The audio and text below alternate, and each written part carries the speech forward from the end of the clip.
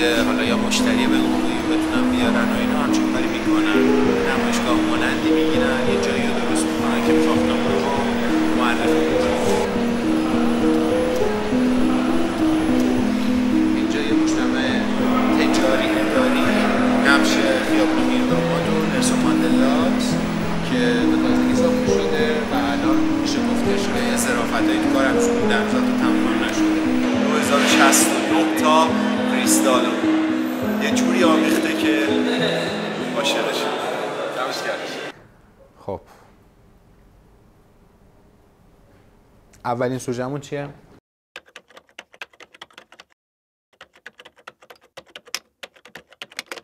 بریم.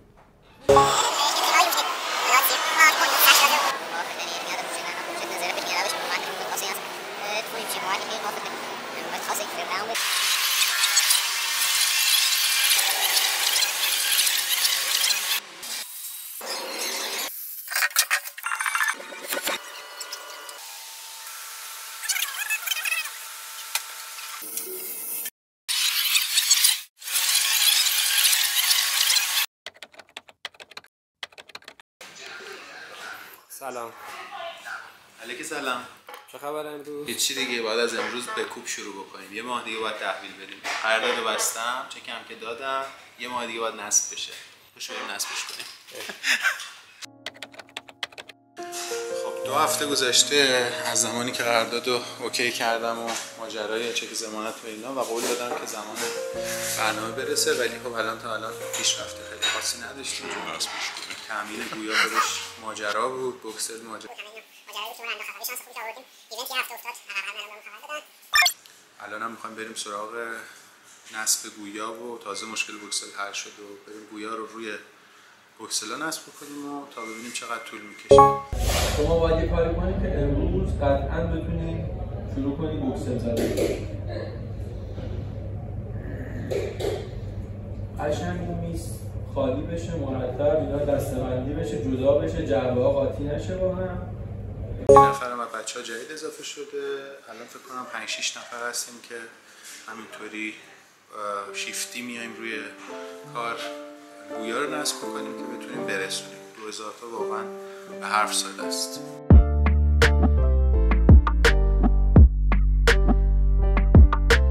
یه پروسیجری طراحی شد که توی یه کار تیمی بود دیگه، یعنی هر کسی داشت یه کاری انجام میداد که یکی سیمبوکسل منظم بکنه، علامتش رو بزنه، بعد بریم حالا گویا رو بذاریم داخلش، بعد حالا فیکسش بکنیم، گویا رو همه رو با هم دیگه چک بکنیم ببینیم بر اساس نقش درسته یا نه.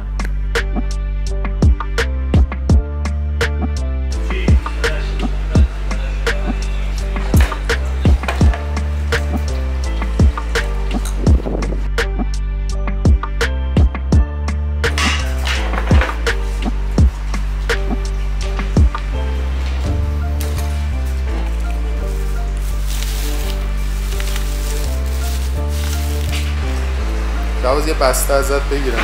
نه بسته توش جا نمیشن، باز بگیرید که کوچیک‌تر دیده شن.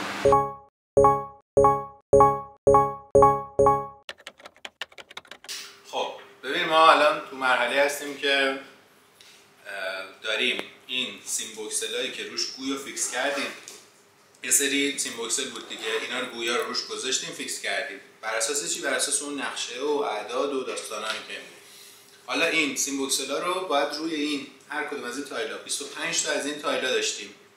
این 25 تا تایل دونه بدونه باید بره روی این وینچمون، بکشیمش بالا، دونه دونه این بوکسلا رو تنظیم بکنیم، از بالا یه مهار دوم بزنیم که اگه یا نه خدای نکرده یه آرمین از زیرش رد شد نیافته رو سرشون. این سیمبوکسلایی که داشتیم قرار بودش که گویا رو روش فیکس بکنیم. چیزایی که تو بازار هست و میشه باهاشون این کار رو انجام داد، مثلا یه مدل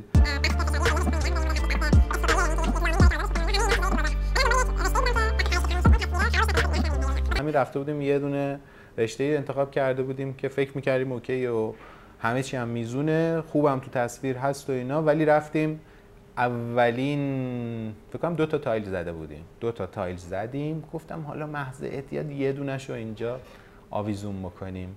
بذار یه 2 ساعت بمونه که آویزون کردن همانا. نیم ساعت بعد آرمین از زیر این رد شد و همانا افتاد روی کلش.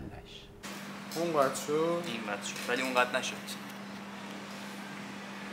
این خیلی جون داده میشه. شکفتت به من گوشتم برادر چیزی شد؟ نه. بعد اینا رو باید چیکار بکنیم؟ بسته‌بندی بکنیم. بسته‌بندیش هم که فعلا حبابدار رو داریم میبریم و دونه دونه اینا رو هر کدوم از بوکسلا رو قسمتایی که گوی داره میذاریم روش. حالا این تایله خود این فلزه حدوداً 20 کیلو وزن هر کدومش. دوباره هر رشته گوی روشون 7 تا 8 تا 9 تا هر کدوم نیم کیلو حساب بکنی، میانگین هر تایلمون با این گویا بین 70 کیلو تا 100 کیلو وزنشه. بهترین چیزی که واسش پیدا کردیم یه سری جعبه درست کردیم، 25 تا جعبه درست کردیم که دسته داشت، قشنگ میزون و این حرفا که اینا رو با هم دیگه ردیف کردیم. هر کدوم از این تایلا رو میفرستیم داخلش با این حبابدارا، دورشو میبندیم و قشنگ شماره و لیبل و ماجرا.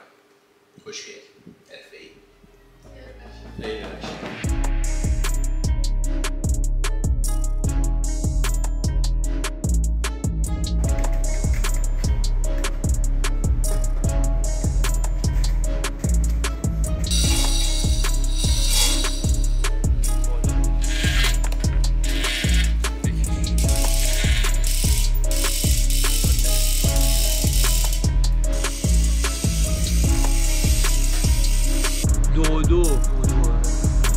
درسته 2 چنده 2 غلطه.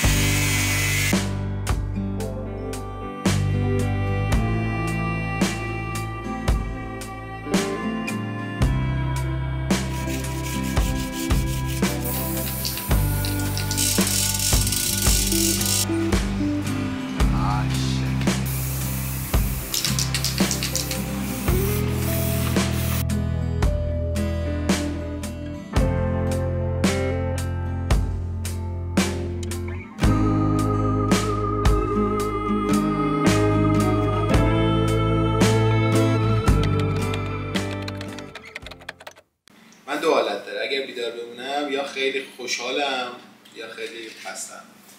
الان 2 شبه که در خدمت اسلام مسلمینم. باشم خیلی زایی است در اسلام مسلمینم که چی این گند آیه شاهین جان رو تمیز کنیم دیگه. شاهین جان دهنت سرویس. شاهین جان شاهین جان خیلی دوست دارم، انقدر دوست دارم که میخوام بیام سراغت. A few moments later. یه آدمی هست خیلی آدم ترمالیه، یعنی حرارتیه. اول اسمش شهبازیه. نه بابا شاهین اول تو اولویته. ماجرا از این قرار بودش که این دوستمون آقای شاهین مثل این دکترای تجربیه که یه چیزی رو انجام دادن و متوجه شدن درسته ولی همیشه جواب یکی شبه از نفس افتاده بودی اومدم شاهین. دیشب دوباره بچه‌ها که گفتن لیدیا اومده رنگاش فرق داره. از این ور خط که قرار بود مثلا ما سفید داشته باشیم ته لیدیا قرمز بود. واسه همین من اصلا کلا سیم کشیشو باز کردم، همه رو دوباره از اول لحیم کاری، یعنی بچه‌ها هم کمک کردن دیگه، علینا هم کمک کردن، دوباره لحیم کاری کردیم، همه رو دوباره شبکه کردم، پاورا رو حذف کردم، یه دونه پاور دیگه که داشتیم رو سرهم کردم گذاشتم روش. شاهین جان ساعت 7:30 صبح و همونطور که میبینی من همچنان مشغول اینا هستم. خب سلام، یه ویدیو میگیرم ساعت 10 صبح. شاهین جان مجبور شدم که درایور رو جور دیگه ای سرهم بندی بکنم و از توشون یه چیزایی در بیارم.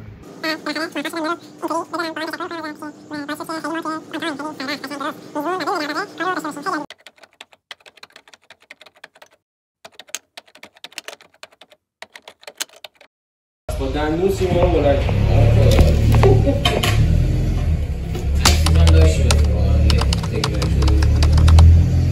ریشه قوی داشته خیلی ریشه جلش خوب بوده سه تا سیما رو روز دست بلند می‌کرد.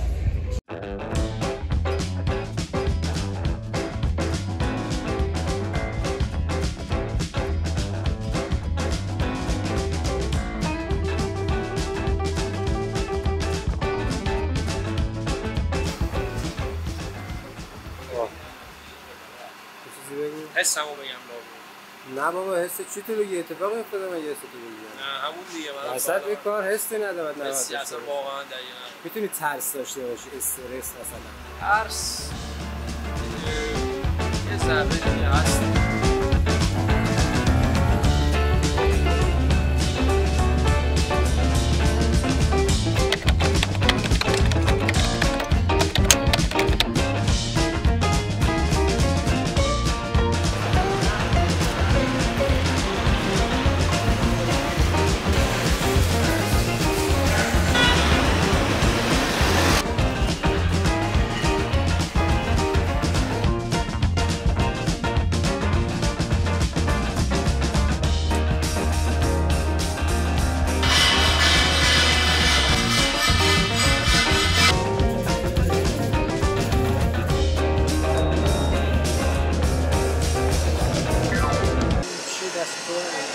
گیر همونی؟ آره من همین تحصیل علج تو هم که شده همین تحصیل مرغی دست روش بود میخوام. چه می‌خوریم؟ هر کدوم بهتره؟ گرون‌تره کدومه؟ برات فقط یه چلو کره میگیره.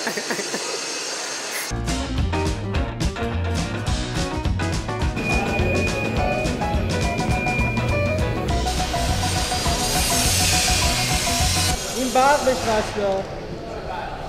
برق داره، قشنگ برق داره. این کیه؟ آها باز داره، راست میگی.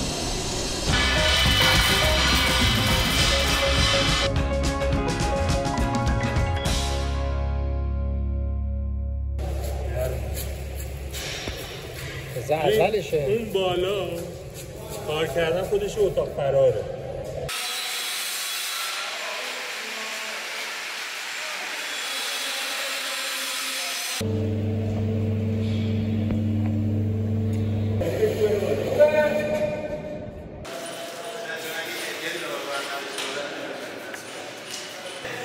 آقای شهبازی شما قاعدتاً در جهات مختلف نصب می‌کنید دیگه.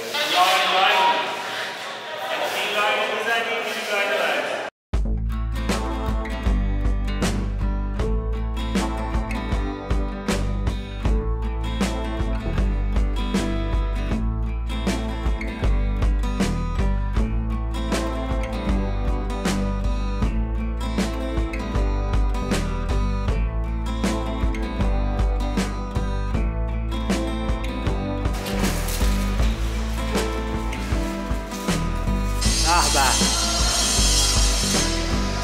این عکس میخواد.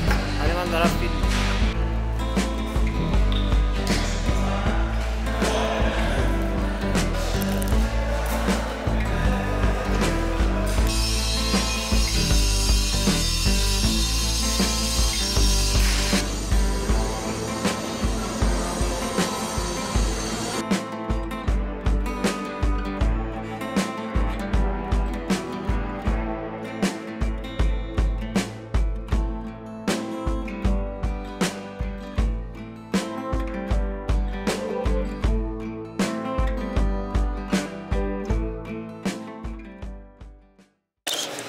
شهباز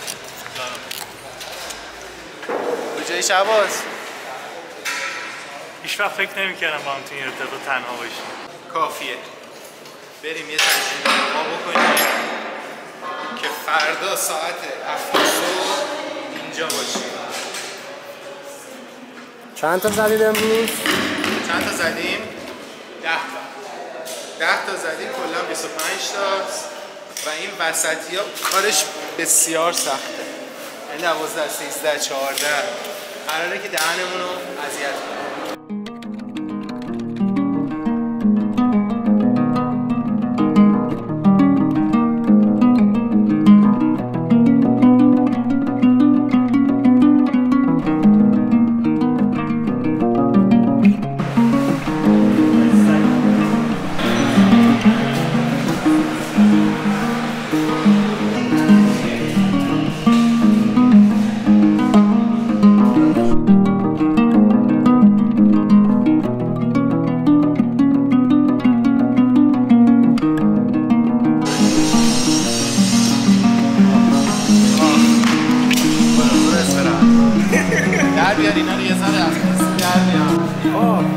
تموم شد نه پایین لحظه من میخوام بیام تموم شد یا نه؟ چرا نه؟ نه دیگه اینا تموم شد نه یه توضیح هم بدید راجع به این تمام تشکیلات دیگه با اینا روشن میشه. بریم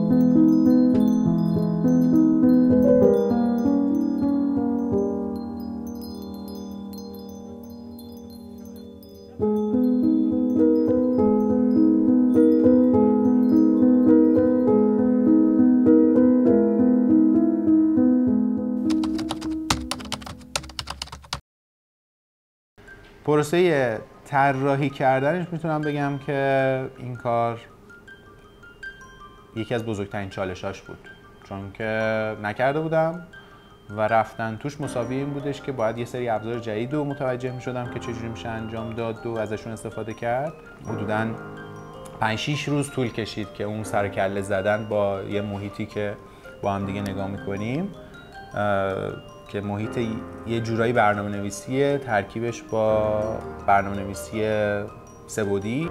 حالا به شوخی بچه‌ها میگن که این شبیه یه سری پریزه که به هم دیگه وصل شده. این پایینو که نگاه بکنی میبینی واسه یه همچین کاری که من اینو درست کردم چقدر از این گره ها و نوت ها به هم دیگه وصل شدن که باعث بشه تهش ما بتونیم یه تصویری ببینیم. گفتم که طراحیه یه کار زمانبری بود که 5-6 روز طول کشید و همه اینا.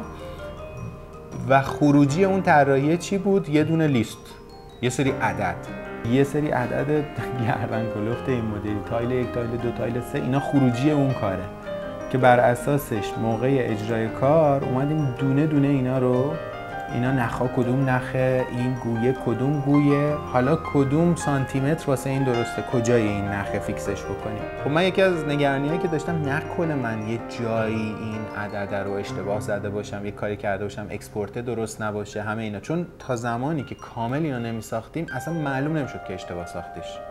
من دورش الان میچرخم، نگاه بکنین همه این گویا رو هوا معلقه، هر کدوم یه نقطه‌ای دارن که از بغل نگاه بکنین چیز خاصی نیستش دقیقاً، ولی از یه زاویه خاص اون تصویر شکل میگیره. چیزی که به ذهنم رسید این که مثلا آیا میشه از این اعداد اومد یه چیزی تبدیل کرد، پرینتش کرد، یه جوری اینو شبیه سازی کرد توی ابعاد کوچیکی فهمید و اینا، که آخر سر وسطش یه چیز جالبی پیدا کردم که آقا وقتی من تونستم این عددا رو اکسپورت بگیرم، خب چرا همین عددا رو دوباره وارد نکنم؟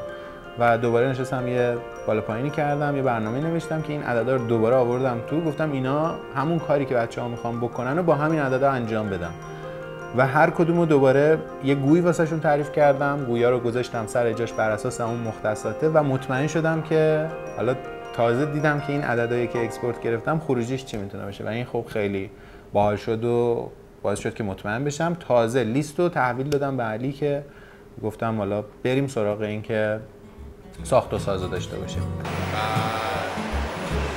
دیگه چرا دیگه چی نگم بریم.